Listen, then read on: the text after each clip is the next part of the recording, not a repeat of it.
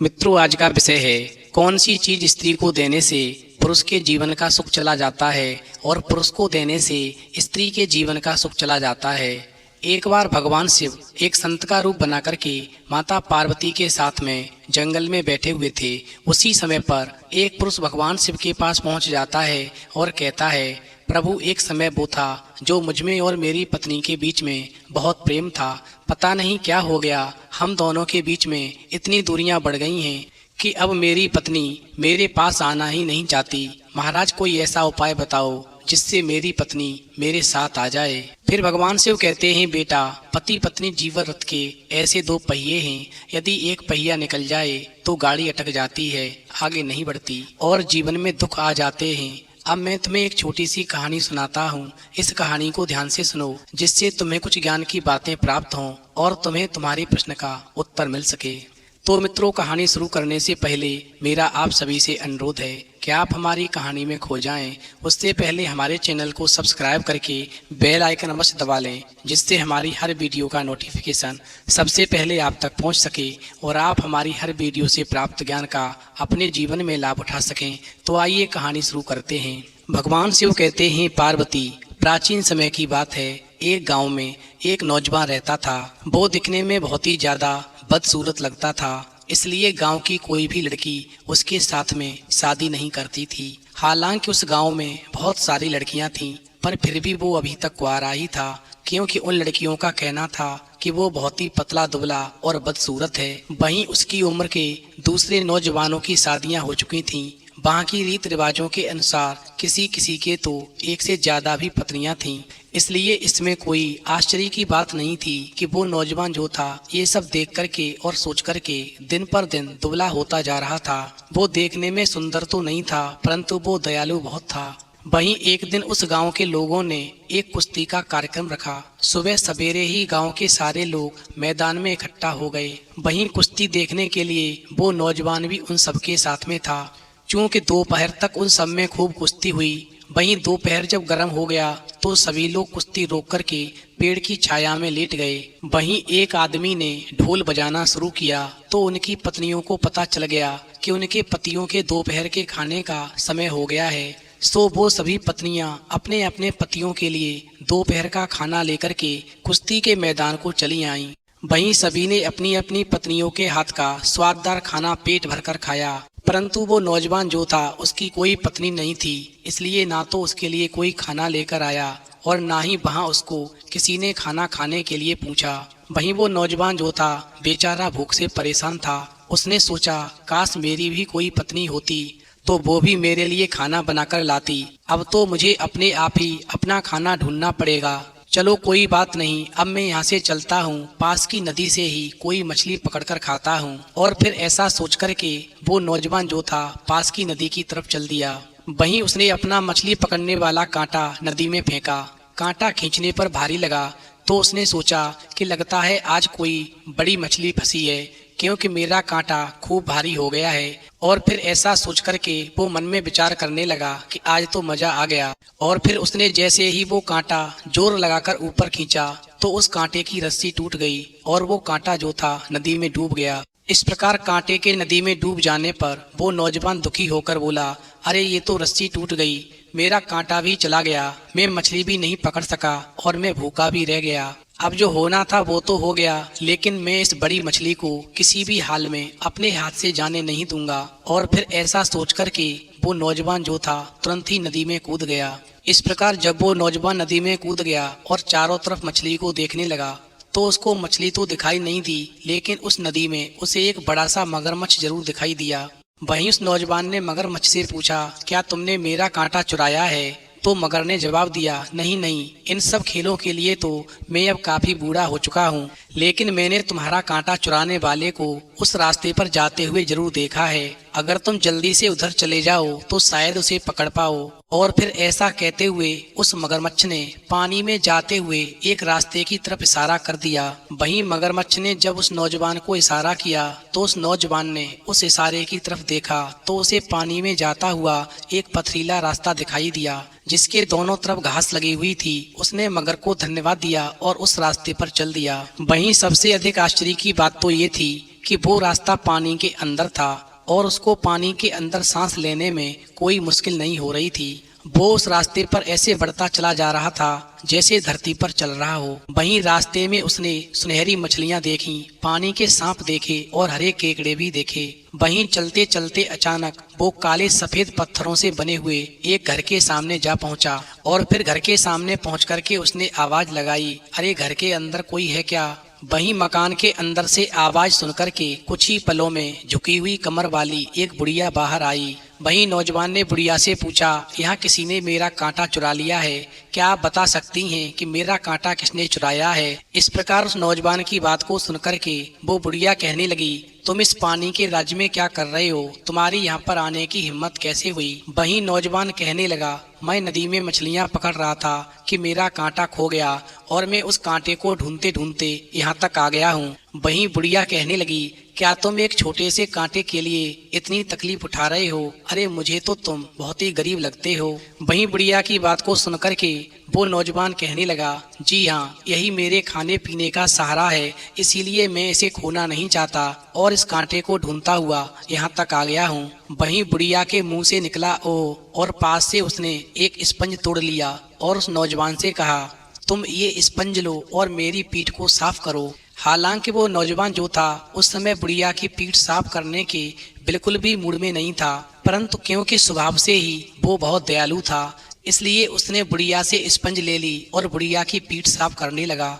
वहीं थोड़ी देर के बाद में वो नौजवान बुढ़िया से बोला, ये लीजिए, मैंने आपकी पीठ साफ कर दी है और अब ये चांद की तरह चमक रही है। वहीं बुढ़िया ने कहा, नहीं नहीं, अभी थोड़ा और साफ करो। तो नौजवान ने फिर से उसकी पीठ साफ करना शुरू कर दी। वहीं थोड़ी देर के बाद में नौजवान फिर बोला, लीजिए, अब शायद आपकी पीठ पूरी तरह से साफ हो गई, क्योंकि अब ये सूरज की तरह चमक रही है। वहीं बुढ़िया ने कहा, धन्यवाद बेटा, मैं तुमसे बहुत खुश हूँ। अब तुम मुझसे जो चाहे मांग लो, बोलो तुम्हें क्या चाहिए। वहीं नौजवान जो था अपना कांटा खोने का दुख तो भूल गया और खुशी से भरकर बोला, मुझे एक सुंदर सी पत्नी चाहिए, क्या आप मुझे ये दे सकेंगी? और ऐसा कहकर के वो बुढ़िया अपने घर के अंदर गई और 4 सुंदर चिकने से खीरे लेकर बाहर आ गई। इस प्रकार उस बुढ़िया ने वो चारों खीरे उस नौजवान को दिए और नौजवान से बोली, ये खीरे लेकर तुम वापस अपने घर चले जाओ, लेकिन जब तुम नदी के किनारे पहुंचोगे तो इनको तोड़ना, हर खीरे में से एक सुंदर लड़की निकलेगी। लेकिन एक बात याद रखना, इन खीरों को नदी के किनारे ही तोड़ना, उससे पहले नहीं, क्योंकि ये लड़कियां तुरंत ही पीने के लिए पानी मांगेंगी। अगर तुमने इनको तुरंत पानी नहीं दिया तो ये सब गायब हो जाएंगी, फिर तुम्हें कभी नहीं मिलेंगी। चूंकि नौजवान को बुढ़िया की इन बातों पर जरा भी विश्वास नहीं हुआ, फिर भी उसने सिर झुकाकर अच्छा जी कहा। इस प्रकार उस नौजवान ने बुढ़िया को धन्यवाद दिया और कहा, मेरे ऊपर यह आपकी बड़ी मेहरबानी है कि आपने मुझे इतनी सुंदर भेंट दी है। भगवान शिव आगे कहते हैं, ऐसा कहकर के वो नौजवान वहां से अपने घर की तरफ चल दिया। वहीं रास्ते में उसने सोचा, अब मैं कभी अपना कांटा वापस नहीं पा सकूंगा, इसलिए जब मैं धरती पर पहुंच जाऊंगा तब इन खीरों को खा लूंगा। वहीं धरती पर पहुंच करके उसने देखा कि वो बूढ़ा मगर अभी भी वहीं लेटा हुआ है। इस प्रकार लौटते समय उस नौजवान ने मगर को प्रणाम किया और पानी से ऊपर निकल आया। चूंकि ऊपर अभी भी बहुत गर्म था, इसलिए वो नदी से कुछ दूर पर लगे एक पेड़ की छाया में बैठ गया। वहीं कुछ देर के बाद में उसने अपनी जेब से चारों खीरे निकाले और उनको अपने हाथों में उलटने पलटने लगा। वहीं उस नौजवान को वो खीरे जो थे बहुत ही रसीले और ताजे दिखाई दे रहे थे। उधर उस नौजवान को बहुत तेजी से भूख लगी थी, इसलिए वो उन खीरों को खाना चाहता था। वहीं उसने खीरा खाने के लिए जैसे ही हाथ बढ़ाया तो उसे बुढ़िया के शब्द याद आए कि इन खीरों को नदी के पास ही तोड़ना। फिर तो उसने तय किया कि वो पहले बुढ़िया के कहे अनुसार ही करेगा। अगर वो जादू के खीरे हुए तो उनमें से लड़कियां जरूर निकलेंगी। सो उसने ऐसा ही किया। मगर खीरे को तोड़ते समय उसे इस बात का बिल्कुल भी अंदाज नहीं लगा कि उसे पानी के कितने पास खीरे को तोड़ना चाहिए। इस प्रकार उस नौजवान ने जैसे ही पहला खीरा तोड़ा तो तुरंत ही उसमें से एक सुंदर लड़की निकल करके उसके सामने खड़ी हो गई और बोली, पानी दो। वहीं वो नौजवान जो था उस सुंदर सी लड़की को देख करके आश्चर्यचकित सा बैठा ही रह गया, ना हिल सका ना डुल सका। उधर लड़की ने जैसे ही दोबारा पानी मांगा तो मानो ऐसा हुआ कि वो नौजवान सपने से जगा हो। तब उसे ख्याल आया कि उसे तो ये खीरा नदी के पास तोड़ना चाहिए था, परंतु फिर भी वो नौजवान नदी से पानी लेने के लिए भागा और पानी लेकर के उल्टे पैर जैसे ही वापस आया तो उसे देर हो गई थी। वहीं उसने क्या देखा कि देर हो जाने की वजह से वो लड़की गायब हो चुकी है। इस प्रकार वो नौजवान मन में सोचने लगा कि बुढ़िया ने सच कहा था, आज तो बुढ़िया की बात बिल्कुल सच निकली, अब पछताने से क्या फायदा। लेकिन मेरे पास में अभी भी 3 खीरे बचे हुए हैं, मैं इन तीनों खीरों को अब नदी के किनारे पर ले जाकर ही तोड़ूंगा। और ऐसा सोच करके वो नौजवान जो था नदी के किनारे पर पहुंच गया और उसने पहले से ही पानी भरकर रख लिया। और फिर उस नौजवान ने जैसे ही दूसरा खीरा तोड़ा तो उसमें से भी एक सुंदर सी लड़की निकली और बोली, मुझे पानी दो। वहीं नौजवान ने कांपते हाथों से उस लड़की को पानी पिलाया। फिर अब की बार वो लड़की गायब नहीं हुई बल्कि उसको देखकर मुस्कुरा गई। इस तरह उसने बाकी बचे 2 खीरे भी तोड़े और उनमें से भी 2 सुंदर लड़कियां निकलीं। वहीं उनको भी तुरंत उसने पानी पिलाया। भगवान शिव आगे कहते हैं, इस प्रकार कुछ देर के लिए तो वो नौजवान हक्का बक्का रह गया, उसके मुंह से एक शब्द भी नहीं निकला। फिर जब वो होश में आया तो उन तीनों लड़कियों से बोला, चलो घर चलते हैं। इस प्रकार जब वो नौजवान उन तीनों पत्नियों को लेकर के अपने घर पहुंचा तो रात हो चुकी थी। वहीं वो जल्दी से अपनी तीनों पत्नियों को लेकर के घर के अंदर घुसा ताकि उन्हें कोई देख ना ले। वहीं अगली सुबह फिर से कुश्ती प्रारंभ हुई तो वो नौजवान जो था फिर से गांव वालों के साथ में कुश्ती देख रहा था। उधर जैसे ही दोपहर को जब खाने का समय हुआ तो सभी लोगों की पत्नियां अपने अपने पतियों के लिए खाना लेकर आ गईं। वहीं पहले दिन की तरह से उस दिन भी किसी ने भी उस नौजवान को खाना नहीं दिया। इस प्रकार वो नौजवान जो था सभी गांव वालों से दूर हटकर बैठ गया। तभी उस नौजवान की नजर सामने पड़ी तो उसने देखा कि उसकी तीनों पत्नियां कुछ ना कुछ अपने सिर पर रखे हुए चली आ रही हैं। इस प्रकार नौजवान की पहली पत्नी ने उसके आगे दलिया का बर्तन रखा, वहीं दूसरी पत्नी ने खीर का बर्तन रखा तो तीसरी ने पीने का साफ पानी रखा। मगर वहां पर बैठे सभी लोगों को बड़ा आश्चर्य हुआ कि कल तक जो ये अकेला था आज इसके लिए इसकी 3-3 पत्नियां खाना लेकर आई हैं। आखिरकार मामला क्या है। फिर तो सभी गांव वाले तुरंत ही दौड़े दौड़े उस नौजवान के पास पहुंचे और उससे सवाल पर सवाल करने शुरू कर दिए और कहने लगे, तुमको ये पत्नियां कहाँ से मिली? अरे हमने तो इतनी सुंदर लड़कियां पहले कभी नहीं देखी, हमारी पत्नियां तो इनके आगे बहुत ही बदसूरत और भद्दी दिखाई देती हैं। वहीं गांव वालों की बात को सुनकर के नौजवान ने जवाब दिया, यदि आप लोग शांत बैठें तो मैं आपको सब कुछ बताता हूँ। और फिर ऐसा कहकर के नौजवान ने कांटा खोने से लेकर के पत्नियां मिलने तक की पूरी कहानी सब गांव वालों को बता दी। फिर तो नौजवान से कहानी सुनते ही वो सभी गांव वाले विचार करने लगे कि किस तरह पानी में जाकर के वो भी वैसी ही सुंदर लड़कियों को ला सकें। भगवान शिव आगे कहते हैं, इस प्रकार वो गांव वाले जो थे तुरंत ही अपने अपने घर गए और अपनी अपनी पत्नियों को कह आए कि तुम सभी बड़ी बदसूरत हो, इसलिए तुम अपने अपने पिता के घर जाओ, अब हम तुम्हें नहीं रखेंगे। वहीं पत्नियां बेचारी क्या कर सकती थीं, वो पत्नियां बेचारी रोती हुई अपने अपने पिता के घर चली गईं। उन पत्नियों को इतनी गालियां सुनने को मिली कि उन्होंने दृढ़ प्रतिज्ञा कर ली कि वो वापस कभी भी ऐसे पतियों के पास नहीं आएंगी। उधर वो सभी लोग जो थे उसी नदी के किनारे पर आ गए जहां पर उस नौजवान ने अपना मछली का कांटा खोया था। वहीं उन्होंने भी अपने कांटे पानी में फेंके और इस बात का इंतजार किए बिना ही कि कोई मछली उस कांटे में फंसी या नहीं फंसी वो नदी में कूद गए। वहीं पानी में कूद जाने के बाद में उन्हें भी वही मगरमच्छ दिखाई दिया तो वो सभी गांव वाले उस मगरमच्छ से बिना कुछ कहे हुए बिना उससे बोले हुए उसे ऐसा ही पड़ा हुआ छोड़ करके पथरीले रास्ते की तरफ बढ़ गए। इस प्रकार वो लोग इतनी जल्दी में थे ना तो वो मछलियों की सुंदरता ही देख सके और ना ही हरे केकड़ों पर नजर डाल सके। आखिर वो उस पथरीले रास्ते पर चलते हुए उसी काले सफेद पत्थरों से बने हुए घर के सामने आकर खड़े हो गए। इस प्रकार गांव वालों ने जब वहां पर किसी को नहीं देखा तो उन्होंने चिल्लाना शुरू किया, ओ बुढ़िया जल्दी से बाहर निकल और हम सबको सुंदर सुंदर पत्नियां दे, वरना हम सभी मिलकर के तुझे बहुत पीटेंगे। वहीं बेचारी बुढ़िया कांपती हुई घर के बाहर आई। पहले की तरह उसने एक स्पंज तोड़ा और उसे उन लोगों की तरफ ले जाकर बोली, मेरी पीठ बड़ी गंदी हो रही है, पहले जरा मेरी पीठ साफ कर दो। वहीं बुढ़िया की बात को सुनकर के वो गांव वाले जोर जोर से हंसने लगे और कहने लगे, अरे बुढ़िया तेरा दिमाग खराब हो गया है, ये हमारा काम नहीं है जो तेरी पीठ खुजलाएं। अरे हम तेरी पीठ साफ क्यों करेंगे, हमको तो बस तू जल्दी से वो जादू के खीरे दे दे जिनको तोड़ने पर सुंदर सुंदर लड़कियां निकल आती हैं, नहीं तो हम तेरे टुकड़े टुकड़े कर देंगे। वहीं गांव वालों की बातों को सुनकर के वो बुढ़िया बहुत डर गई। तो बुढ़िया बेचारी धीरे धीरे अपने घर के अंदर गई और 2 टोकरी में बहुत सारे खुरदरे खीरे ले आई। वहीं सभी लोगों ने टोकरी की टोकरी छीननी शुरू कर दी, परंतु बुढ़िया ने सबको केवल 7-7 खीरे ही दिए। इस प्रकार 7-7 खीरे पाने के बाद में वो गांव वाले मन में सोचने लगे, अरे हम तो उस नौजवान से बहुत अच्छे हैं, क्योंकि उस नौजवान को तो केवल 3 ही खीरे मिले थे, अरे हमको तो 7-7 खीरे मिले हैं, हमारी किस्मत उससे ज्यादा अच्छी है। और ऐसा सोच कर के वो दौड़ते हुए भागते हुए खीरे तोड़ने के चक्कर में तुरंत ही नदी के किनारे पर पहुंच गए।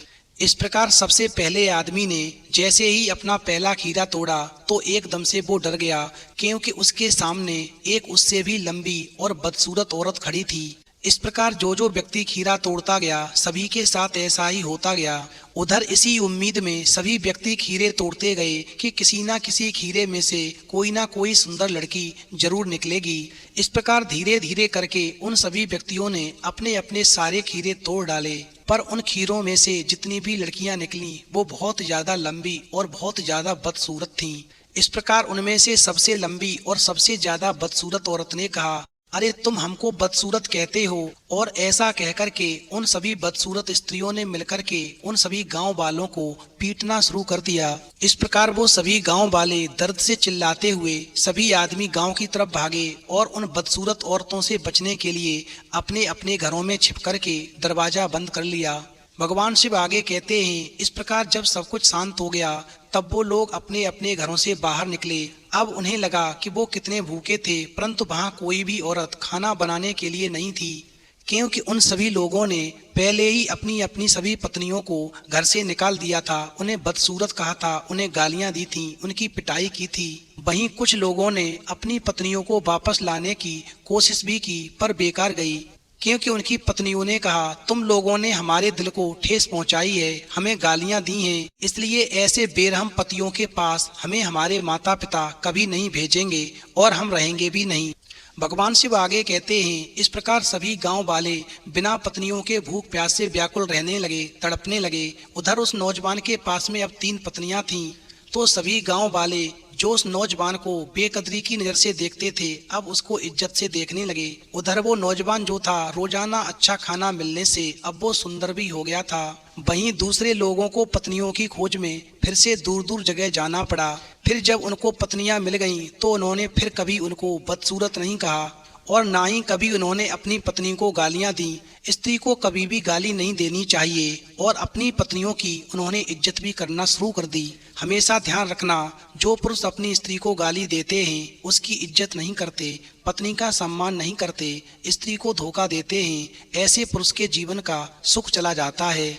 और यदि कोई स्त्री भी पुरुष के साथ में ऐसा व्यवहार करती है तो यही दशा स्त्री की भी होती है। इसलिए पुरुष को स्त्री का सम्मान करना चाहिए और स्त्री को पुरुष का सम्मान करना चाहिए। वो चीज कौन सी है जो स्त्री को कभी नहीं देनी चाहिए जिससे सुख चला जाता है, तो वो चीज है गाली। स्त्री को कभी भी गालियां नहीं देनी चाहिए, उसकी बेकदरी नहीं करनी चाहिए, स्त्री का हमेशा सम्मान जरूर करें। तो मित्रों, यदि आपको कहानी पसंद आई हो तो प्लीज आप हमारे चैनल को सब्सक्राइब करें और भगवान शिव और पार्वती के लिए एक लाइक करना बिल्कुल न